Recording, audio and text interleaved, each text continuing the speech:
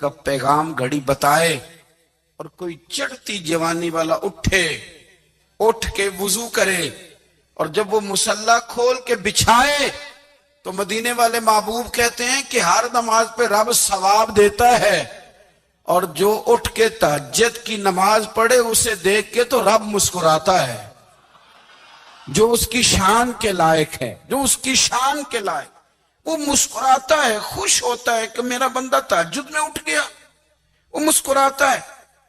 کاش ہماری صبح کبھی اپنے مالک کے نام ہو جائیں، کاش کے صبح حضرت ابو الحسن رحمت اللہ تعالی علیہ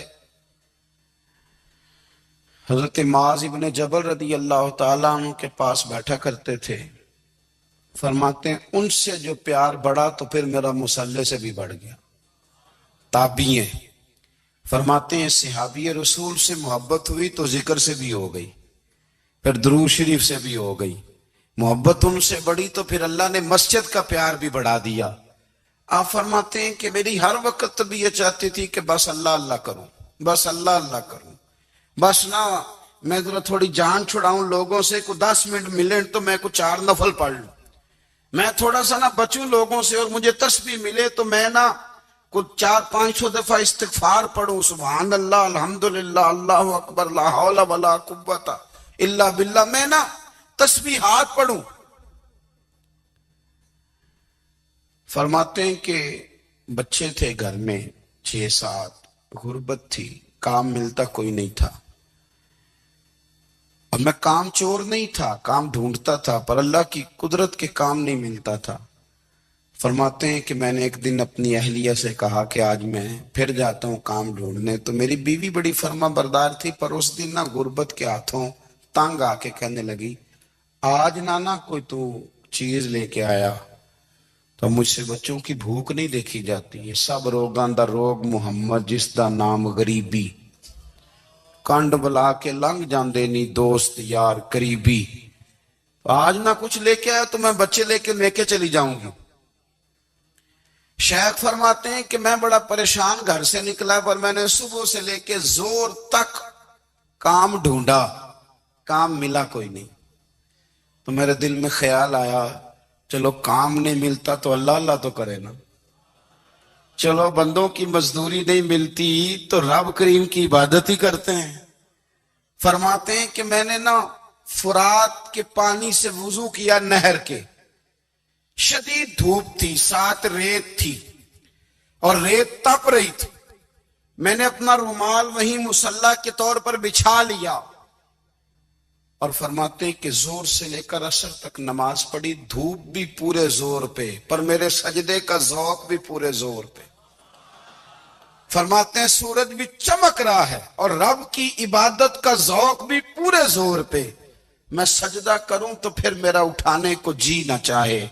میرے استاد لکھا کرتے تھے، یہ ان کا شعر ہے، وہ کہا کرتے تھے مجھے سوز دے، مجھے ساز دے، اور مجھے نیم شب کا نیاز دے، دم سجدہ خود کو میں توڑ دوں، مجھے ایسا ذوق نماز دے، اور میں تیری بہار کا پھول ہوں، میں کھلا بھی ہوں تو تیرے لیے، مجھے میری شاخ سے توڑ لے، مجھے اپنی زلف کا ناز دے۔ بھائی فرماتے ہیں کہ عصر تک میں نے نفل پڑھے، دل ڈھلنے لگا، عصر کی نماز پڑھی اور میں وہاں سے چلا۔ اب میں جب نکلنے لگا تو دل میں خیال آیا کہ چھوٹی چھوٹی دیواریں ہیں گھر کی، بغیر کچھ لیے جاؤں گا تو بیوی دور سے دیکھے گی تو شور کرے گی کہ پھر خالی ہاتھ آ گیا ہے۔ کہتے میں نے اپنے اسی رومال میں جس پہ میں نے نماز پڑھی تھی نا، رومال میں کی عقید پنجابی جسافہ کہتے ہیں، اسی میں نا میں نے کچھ ریت بھر لی کہ وہ دور سے دیکھے گی تو سمجھے گی کچھ لے کے آیا ہے، چلو جا کے اسے بتا دوں گا کہ آج پھر مزدوری نہیں ملی۔ کہتے ہیں وہ ریت لے کر جب میں گھر میں گیا تو پہلے بیوی دروازے پہ کھڑی ہوتی تھی، پوچھتی تھی خالی ہاتھ آ گئے ہو؟ آج میں نے دیکھا تو ہے ہی کوئی نہیں۔ فرماتے ہیں میں اندر داخل ہوا، سلام لی، ایک کونے میں نے وہ رومال رکھ دیا اور میں نے آواز دی کہ بھلی مانس کہاں ہو؟ تو وہ کہنے لگی آپ منہ ہاتھ دھو لیں، میں روٹی لے کے آئی۔ میں نے کہا روٹی کہاں سے آ گئی؟ یہاں تو کئی دنوں کے فاقے ہیں، تو کئی دنوں کی غربت ہے، یہاں تو اس گھر میں تو فقیری ہے۔ فرماتے ہیں کہ وہ روٹی لے کے آئی اور اس وقت کی جو موجودہ نعمتیں تھی، سمجھ لیں سلاد اچار ہر چیز ساتھ لائی۔ میں نے کہا کہ بچے کہاں گئے؟ کہنے لگی وہ کھانا کھا کے کھیلنے گئے، آپ کھانا کھا لیں آ جاتے۔ کھانا اس نے چن دیا۔ میں نے حیرت انگیز لہجے میں ساری نعمتیں اپنے دسترخوان پہ دیکھ کر کے بیوی سے پوچھا یہ کہاں سے آیا کھانا؟ بچوں کو تو نے کہاں سے کھانا کھلایا؟ یہ سارا کچھ کیسا ہے؟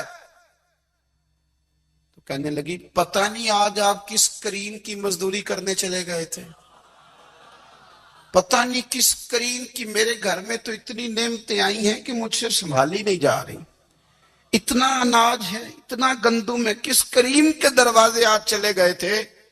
یہ کہتے کہتے وہ اٹھی اور اٹھ کر کے کہنے لگی پہلے بڑا کچھ آیا تھا، اب کیا لے آئے ہو؟ اور جا کر کے نا اس نے وہ ریت والا رومال کھولا، کہنے لگے میں تو لے کے آیا تھا ریت، تو میرے رب نے اسے بھی سونے اور ہیرے بنا دیا تھا۔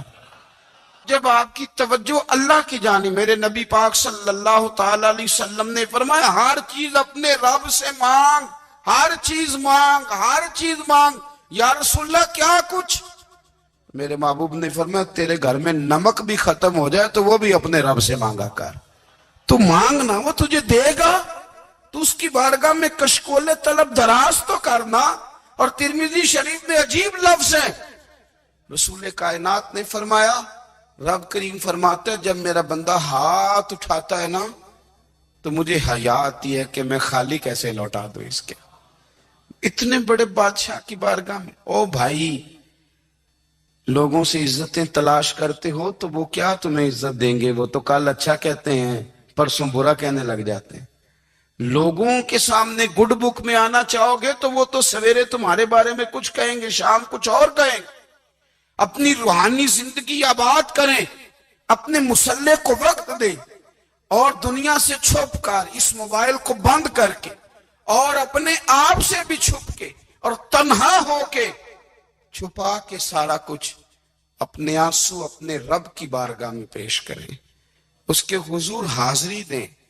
سنو نا ترمذی کی حدیث، اور اسے یاد رکھنا، نبی پاک علیہ السلام نے فرمایا اپنے دکھ لوگوں کے سامنے نہ بیان کرنا، سیٹھوں نوابوں کو نہ بتاتے پھرنا، دنیا داروں کے سامنے جا کے نہ رونا کہ میں تکلیف میں ہوں، فرمایا اگر دنیا داروں کو دکھ بتاؤ گے رب تمہیں کبھی غنی نہیں کرے گا۔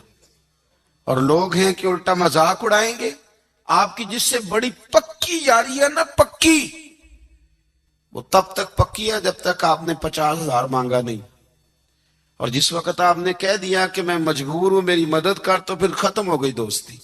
لوگوں کے تعلقات آپ کے ساتھ تب تک ہیں جب تک آپ ان سے کوئی ضرورت وابستہ نہیں کرتے۔ کریم محبوب فرمانے لگے بندوں کے سامنے دکھ نہ بیان کرنا، اللہ تجھے کبھی غنی نہیں کرے گا، تو اپنے دکھ اپنے رب کو بتا، تو دعائیں مانگ، تو اس کی بارگاہ میں حاضر ہو، تو اس کے حضور عرض کر۔ فرمایا اپنے دکھ اپنے رب کو بتا، وہ جلدی کرے یا دیر سے کرے تجھے ساری دنیا سے بے نیاز کر دے گا، تجھے کسی کا محتاج نہیں رہنے دے گا۔ اپنے مسلح کو، اپنی دعاؤں، ایک بزرگ فرماتے میں نے دعا مانگنے کا طریقہ اپنی بیوی سے سیکھا۔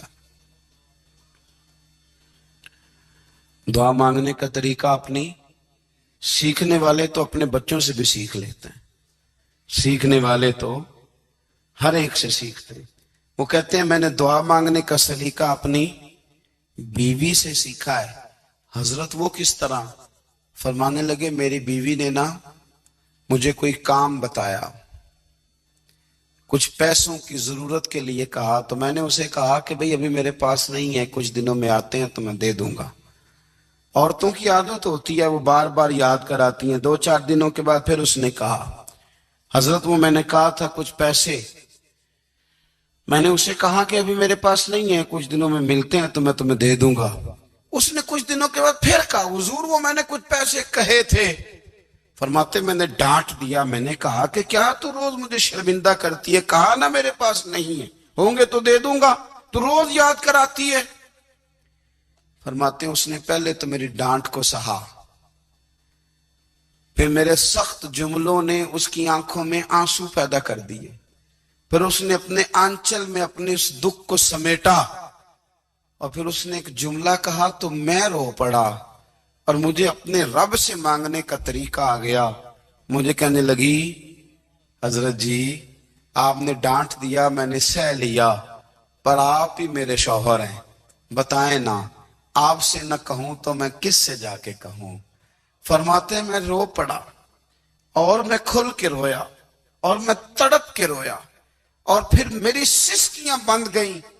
تو مجھے کہنے لگی آپ کو کیا ہوا؟ میں نے کہا مجھے بھی دعا مانگنی آ گئی ہے۔ جب میں اسے کہوں گا نا اللہ تو ہی میرا رب ہے، میں تجھ سے نہ کہوں تو میں کس سے جا کے کہوں؟ میں کیوں کسی بندے سے سوال کروں؟ میں کیوں کسی دنیا دار سے کہوں؟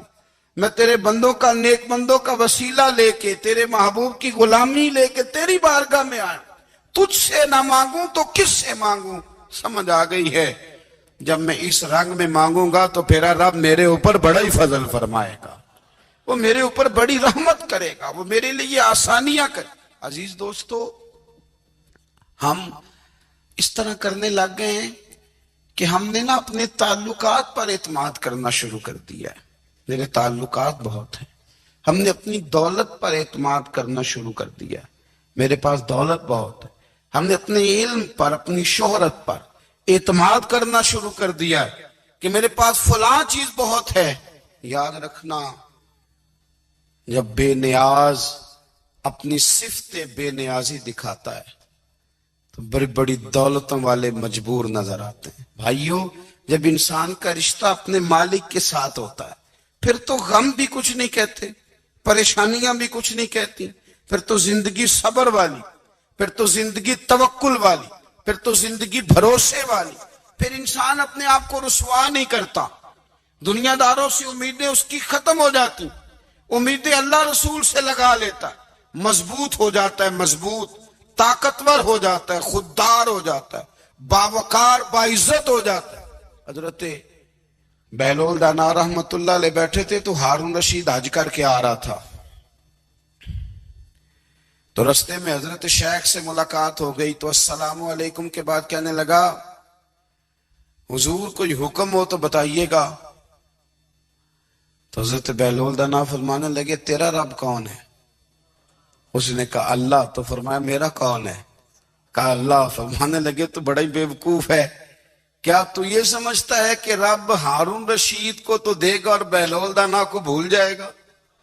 تیرا بھی وہی رب ہے، میرا بھی وہی رب ہے، اس نے اگر تجھے دے کے آزمایا ہے تو ہو سکتا ہے مجھے نہ دے کے آزما رہا ہو، جب اس کی حکمت کے تقاضے ہوں گے تو عطا کرے گا اور دے گا، تو جا اپنا کام کر۔ بھائی اپنی روحانی زندگی، اپنی عبادات، اپنے وظائف، اپنے روزمرہ کے معاملات، اپنی دعائیں، اپنا استغفار، دیکھو کوئی مشکل کام تو نہیں، 2 رکوع ہیں سورہ واقعہ کے، اگر رات کو پڑھ لی جائے تو۔ میں کس طرح یہ بات بیان کروں کہ تعویذ بانٹنا آسان ہے اور وظیفہ بتانا مشکل ہے؟ سارا دن تعویذ بانٹیں تو لوگ لینے کو تیار ہیں، اور اگر آپ وظیفہ بتائیں تو کہتے ہیں تو مشکل کام ہے۔ او خدا کے بندے، اگر آپ کا تعلق قرآن پاک کے ساتھ مضبوط ہو، قرآن پاک کے ساتھ اگر آپ کا رشتہ ہو، لوگ سفارشیں ڈھونڈتے ہیں نا دنیا میں، کوئی تعلق مل جائے تو میرا کام ہو جائے، دنیا میں اتنا مشکل معاملہ ہے، آخرت میں مجھے بتائیے گا کتنا مشکل معاملہ ہوگا۔ میرے نبی پاک صلی اللہ تعالی علیہ وسلم نے فرمایا جو لوگ سورہ ملک پڑھا کرتے تھے نا، سورہ ملک، یہ سورت ملک قیامت میں ان کی سفارش کرے گی، اور اس طرح کرے گی کہ کہے گی اے اللہ یہاں اس بندے کو جنت میں داخل کر دے یا مجھے قرآن پاک سے علیحدہ کر دے، تو رب فرمائے گا جا اس کا دامن تھام کے اسے جنت تک پہنچایا۔ آپ بات کو سمجھیں، جب آپ کے تعلقات اپنے معاملات کے ساتھ مضبوط ہوں گے، یہ نبی کریم نے وعدہ کیا ہے کہ تو سورت واقعہ پڑھ تیرے گھر میں فاقہ نہیں آئے گا۔ حضرت عبداللہ ابن مسعود رضی اللہ تعالیٰ عنہ بیمار تھے تو حضرت عثمان غنی رضی اللہ تعالیٰ عنہ تیمارداری کے لیے تشریف لے گئے، اور جا کر کے کہا کہ آپ بڑے بیمار ہیں، آپ کی بیٹیاں زیادہ ہیں، میں چاہتا ہوں کہ خزانے میں سے کچھ مدد کروں۔ تو سیدنا عبداللہ ابن مسعود رضی اللہ تعالیٰ عنہ اٹھ کے بیٹھ گئے اور کہنے لگے امیر المومنین، اللہ آپ کو میری طرف سے، میری بیٹیوں کی طرف سے بہتر صلہ دے، میری بیٹیوں کو کسی خزانے کی ضرورت نہیں، میں نے انہیں خزانہ دے دیا ہے۔ کہا جناب آپ نے کون سا خزانہ دیا ہے، میں آپ کے مالی معاملات کو جانتا ہوں۔ تو فرمانے لگی امیر المومنین، میرے نبی کریم نے فرمایا ہے جو سورت واقعہ پڑھے اسے کبھی فاقہ نہیں آتا، میں نے بیٹیوں کو یاد کرا دی ہے، یہ خزانہ میں نے انہیں دے دیا ہے۔ وہ سارے والدین سنیں جو بیٹیوں کے لیے پریشان رہتے ہیں۔ حضرت عبداللہ ابن مسعود نصیحت کر رہے ہیں، فرمانے لگے میں نے سورت واقعہ یاد بھی کرا دی ہے، پڑھنے کی عادت بھی ڈال دی ہے۔ حضور نے فرمایا ہے جو سورت واقعہ پڑھے اسے فاقہ نہیں آتا۔ کہنے لگے چاند تو اپنی جگہ چھوڑ سکتا ہے، سورج گر سکتا ہے، تارے ٹوٹ سکتے ہیں، پر مدینے والے رسول کی بات غلط نہیں ہو سکتی۔ حضور نے فرمایا فاقہ نہیں آئے گا تو انشاءاللہ کبھی بھی نہیں آئے گا۔ کرنے کا کام یہ ہے کہ ہم اپنے معاملات، اپنی عبادات، اپنی دعائیں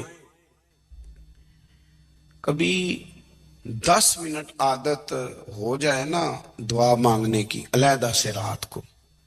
حضور نے فرمایا جو فرض نماز کے بعد دعا مانگے اللہ اس کی قبول کر لیتا ہے۔ نبی پاک صلی اللہ تعالی علیہ وسلم نے فرمایا اللہ مسافر کی دعا قبول فرماتا ہے۔ حضور نے فرمایا اللہ مظلوم کی دعا قبول فرماتا ہے۔ حضور نے فرمایا بیمار سے دعا کراؤ اللہ اس کی دعا قبول فرماتا ہے۔ میرے نبی پاک نے فرمایا ماں باپ جب بھی اولاد کے لیے ہاتھ اٹھائیں، ویسے تے بلے شاہ تو آسمانی اڑ دیا ہی پھڑ دیں، جڑا گھر بیٹھا انہوں پڑھیا ہی نہیں۔ حضور فرمانے لگے ماں باپ جب بھی اولاد کے لیے دعا فرمائیں اللہ ان کی دعا کو قبول کرتا ہے۔ آپ اپنا تعلق بنائیں، دعا کے ساتھ، عبادت کے ساتھ، مصلی کے ساتھ رشتہ بنائیں، استغفار پڑھیں۔ صلاح الدین ایوبی صلیبی جنگوں میں تھے، رات کو مسجد اقصی میں نماز پڑھی تو پریشان تھے۔ ایک بزرگ سے ملاقات ہوئی تو وہ کہنے لگے کہ آپ بڑے پریشان ہیں۔ کہنے لگے حضور پریشان اس لیے ہوں کہ پہلے ہی مسلمان کمزور ہے، اب میں نے سنا ہے دشمن کا ایک بحری بیڑا وہ جنگی سامان سے بھرا ہوا آ رہا ہے، تو اب ان کے پاس اور تلواریں اور نیزے آ جائیں گے، مسلمانوں کے پاس پہلے ہی وسائل کی کمی ہے، پریشان ہوں کس طرح کر کے مقابلہ کریں گے۔ یہ بات کہتے ہی صلاح الدین ایوبی نے بزرگوں سے کہا حضور آپ بھی دعا کرنا، دعا کی بڑی طاقت ہے۔ میرے نبی پاک نے فرمایا دعا مومن کا ہتھیار ہے، دعا مومن کا۔ حضور نے فرمایا تقدیر کو سوائے دعا کے کوئی چیز نہیں بدل سکتی، دعا مومن کا ہتھیار ہے، یہ کافر کے پاس کوئی نہیں، یہ ہتھیار ہے مومن کا۔ اللہ کرے آپ کو سمجھ آئے، پھر سنیں کئی بار کہہ چکا ہوں یہ ہتھیار ہے۔ کافر کے مقابلے میں جو تیرے پاس سب سے بڑا ہتھیار ہے وہ دعا ہے۔ دعائیں کرانی چھوڑ دی، کرنی چھوڑ دی، لینی چھوڑ دی۔ حضرت سیدنا انس بن مالک رضی اللہ تعالیٰ عنہ فرمایا کرتے تھے میں نے وہ رنگ دیکھا ہے جب حضور دعا مانگتے تھے اور حضور کی مقدس آنکھوں میں آنسو بھی ساتھ ہی بہا کرتے تھے، میں نے وہ انداز دیکھا ہے۔ تو صلاح الدین ایوبی بزرگ سے کہنے لگے آپ بھی دعا کیجیے، اور خود رونے لگے اور سر سجدے میں رکھ کے رونے لگے، اور عشاء سے لے کر فجر تک روئے، خوب روئے۔ صبح وہ بزرگ آئے تو صلاح الدین ایوبی کا خوبصورت اور ہنستا ہوا چہرہ دیکھا، کہنے لگے آپ بڑے خوش ہیں، رات تو میں نے بڑے روتے ہوئے دیکھا تھا۔ تو کہنے لگے حضور وہ جو بحری بیڑا آ رہا تھا نا وہ پانی میں ڈوب گیا ہے، اب وہ نہیں آ رہا، ابھی خبر آئی ہے تو میں بڑا خوش ہوں۔ بزرگ کہنے لگے اٹھ سینے سے لگ، اور سن ایک بات، وہ بحری بیڑا پانی میں نہیں ڈوبا، وہ تیرے آنسوؤں میں ڈوب گیا ہے۔ وہ جو تو رات رویا ہے نا رب کریم کی بارگاہ میں تو وہ ڈوب گیا ہے۔ بھائی اپنا مسلح کا، عبادت کا، وظائف کا، اللہ اللہ کا سلسلہ اس کو مضبوط کرے، اپنی دعاؤں کے تعلق کو مضبوط کریں۔ دعائیں بڑے انقلاب برپا کر دیتی ہیں۔ ہم تھوڑے تھوڑے نا جب سے خشک ہوئے ہیں نا، خشک، اور میری تو جماعت ہی صوفیاء کی جماعت تھی، ہم تو داتا علی اجمیری کی جماعت سے، ہم تو خواجہ اجمیری کی جماعت سے، ہم تو شیخ احمد فاروق سرہندی کی جماعت سے، ہم تو صوفیاء کی جماعت۔ ہماری جماعت نے بھی وہ تعلق جو ہمارے بزرگوں نے بنایا تھا۔ بزرگ اللہ کے قریب کیسے جاتا ہے؟ تو ہمارے یہاں نا بہت سارے لوگ کہتے ہیں جی نظر ہو گئی تو کام ہو گیا۔ بھئی جو بخاری مسلم میں طریقہ ہے نا اللہ کا قرب پانے کا، وہ تو نفل ہے۔ نبی کریم علیہ السلام نے فرمایا بندہ نفلوں کے ذریعے رب کے قریب جاتا ہے، اور اتنا قریب جاتا ہے کہ پھر اللہ اس کی زبان بن جاتا ہے، اللہ اس کی آنکھیں بن جاتا ہے، کان بن جاتا ہے، ہاتھ اور پیر بن جاتا ہے۔ تو یہ تو عبادت ہے، یہ تو اللہ کی بارگاہ کی حاضری ہے جو آپ کو اللہ کے قریب کرے گی۔ تو اپنے نماز کو اہمیت دے کے ادا کریں، نمازیں موبائل بند کر کے ادا کریں۔ لیکن نا کچھ لوگ کہتے ہیں مجھے ٹائم نہیں ملتا نماز کا، تو میں کہتا ہوں یہ آپ نے بڑی جرت کی بات کی ہے۔ مجھے کو میرا پیر بھائی کہہ دینا میرے پاس ٹائم نہیں آپ کو ملنے کا، تو میں کہتا ہوں آج کے بعد آنا ہی نہ۔ میں تو کیا سمجھتا ہے تو بہت بڑا آدمی ہے، تیرے پاس ٹائم نہیں ہے اور ہمیں ملنے کا ٹائم، موج کا۔ تو آپ نے اللہ رسول کو کہہ دیا ٹائم نہیں۔ اور عجیب فلسفہ ہے نا، کہا جائے نماز پڑھنے آؤ تو کہتے ہیں کپڑے ٹھیک نہیں، اور کہا جائے کہ آؤ ذرا دعوت پہ چلے تو کہتے ہیں 1 منٹ ٹھہر میں کپڑے بدل کے آیا۔ نماز کے لیے کہا تو کہتا ٹھیک نہیں، دعوت کے لیے کہا تو کہتا میں ذرا تیاری کر لوں، یوں جانا مناسب نہیں۔ یہ معاملہ ٹھیک نہیں۔ رب تو فرماتا ہے کہ جب تو مسجد میں آ تو زینت اختیار کر کے آ، خوب ذوق سے دعا مانگے، خوب شوق سے نماز پڑھیں، خوب استغفار کا مزاج بنائیں۔ آپ لوگوں کے بیچ رہ کے سکھ حاصل کرنا چاہتے ہیں، لیکن آپ کو پتہ ہے کئی مہینے غارِ حرا میں رہنا بھی مدینے والے محبوب کا طریقہ ہے۔ ہر سال اعتکاف بیٹھنا الگ سے، یہ بھی حضور کا طریقہ ہے۔ مسجد نبی کے اندر دروازہ کھلتا تھا نبی کریم کا، پر گھر کے اندر نفل پڑے نبی پاک، اور حضور فرماتے ہیں کچھ نفل نماز گھر میں بھی پڑھا کرو، گھر کو قبرستان نہ بناؤ۔ ہمارا گھر اللہ کے ذکر سے آباد ہوگا اگر ہم نماز پڑھیں گے نا۔ میں جب سنت پڑھنے کے لیے گھر میں کھڑا ہوتا ہوں تو میرا جو 2.5-3 سال کا بیٹا ہے نا، وہ بھی میرے ساتھ نماز پڑھنی شروع کر دے۔ اسے پتہ کوئی نہیں نماز کیا ہوتی ہے، لیکن وہ بھی نا سجدہ نہ بھی کرنا ہے تو ساتھ لیٹ ضرور جاتا ہے۔ پتہ چلا بچے لیکچر دینے سے نماز نہیں پڑھتے، نماز شروع کر دیں تو بچے بھی شروع کر دیتے ہیں۔ ہم جب پریشان ہوتے ہیں تو لیکچر دیتے ہیں، تو لیکچر تو باہر شاید چل جائے، گھر میں کیسے چلے گا؟ گھر میں تو عمل چلے گا۔ تو میرے عزیز، آج کے اس روحانی اجتماع میں ہمارے دوستوں نے جو محنت کی، ہم نے بار بار اپنی نیت سے پوچھا خدا ہمیں معاف کرے اگر کوئی ذاتی شہرت ہے، کوئی ہمارے ذاتی مفادات ہیں، رب ہمیں ہدایت دے۔ ہماری یہ خواہش تھی کہ روحانی اجتماع ہمیں تھوڑا سا اللہ اور اس کے رسول کے جانب مائل کرے، کچھ ہمارا رشتہ مصلی کے ساتھ مضبوط کرے۔